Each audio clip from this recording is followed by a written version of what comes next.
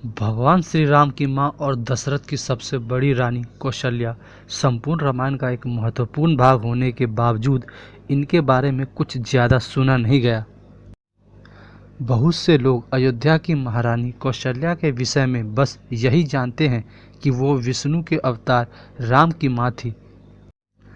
आज हम आपको महारानी कौशल्या के जीवन से जुड़े कुछ ऐसे अद्भुत तथ्यों से रूबरू करवाने जा रहे हैं जो आपको वाकई अचंभित कर सकते हैं। वाल्मीकि रामायण के अंतर्गत कौशल्या का नाम सबसे पहले एक ऐसी रानी के तौर पर आता है जिसे पुत्र की इच्छा थी, जिसकी पूर्ति के लिए एक यज्ञ का आयोजन किया जाता है।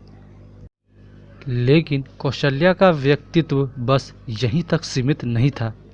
आनंद रामायण में दशरथ और कौशल्या के विवाह को बड़े विस्तार के साथ शब्द दिए गए हैं। महाराज सकौशल और अमृत प्रभा की पुत्री कौशल्या कौशल प्रदेश यानी कि छत्तीसगढ़ की राजकुमारी थी, जिनके स्वयंवर के लिए विभिन्न प्रदेशों के राजकुमारों को निमंत्रण भेजा गया। लेकिन इस बीच एक और घटना घटित हुई।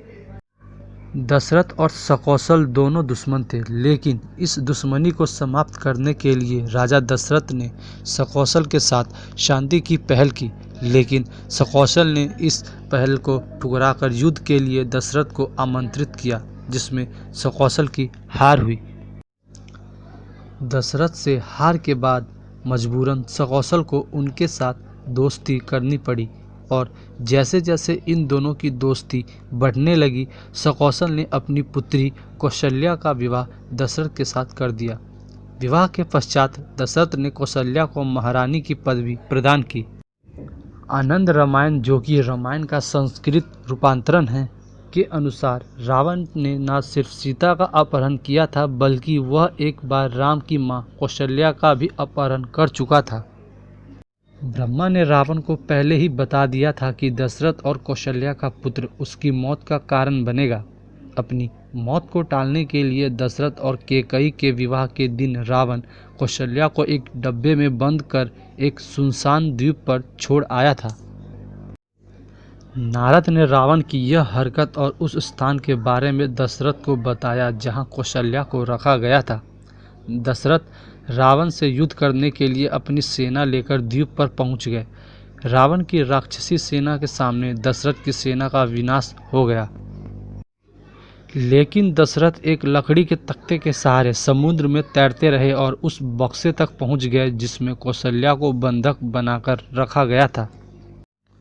रावण को लगता था कि दशरथ भी अपनी सेना के साथ मारे जा चुके हैं, इसीलिए रावण की नज़रों से बचते हुए दशरथ भी कौशल्या के साथ उसी बक्से में चले गए, और जल्दी जल्दी में नारद और अन्य ऋषियों ने वहां पहुंचकर उनका विवाह करवाया। अपने पूर्व जन्म में कौशल्या मनु शतरूपा के रूप में जन्मी थी, जिन्हें विष्णु से यह वरदान प्राप्त हुआ था कि अगले जन्म में वह भगवान श्री राम की मां बनने का गौरव प्राप्त करेगी। कैकेयी के कहने पर दशरथ ने जब राम को 14 वर्ष के वनवास के लिए भेजा था, तब सीता के अपने पति राम के साथ वनवास जाने जैसे निर्णय पर कौशल्या बेहद प्रसन्न हुई थी।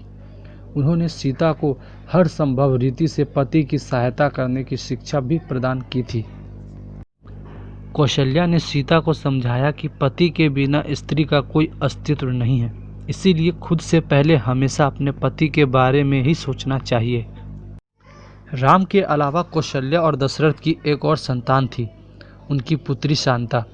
शांता को उन्होंने अपनी बड़ी बहन वर्षिणी और अंगदेश के महाराज द्रौपद को गोद दे दिया था। बहुत से हिंदू पुराणों में लिखा है कि कश्यप ऋषि और अदिति ही अपने अगले जन्म में दशरथ और कौशल्या के रूप में जन्मे थे। इसके अलावा कौशल्या के विषय में मानस शास्त्र में यह भी उल्लिखित किया गया है कि वह बेहद बुद्धिमान स्त्री थी।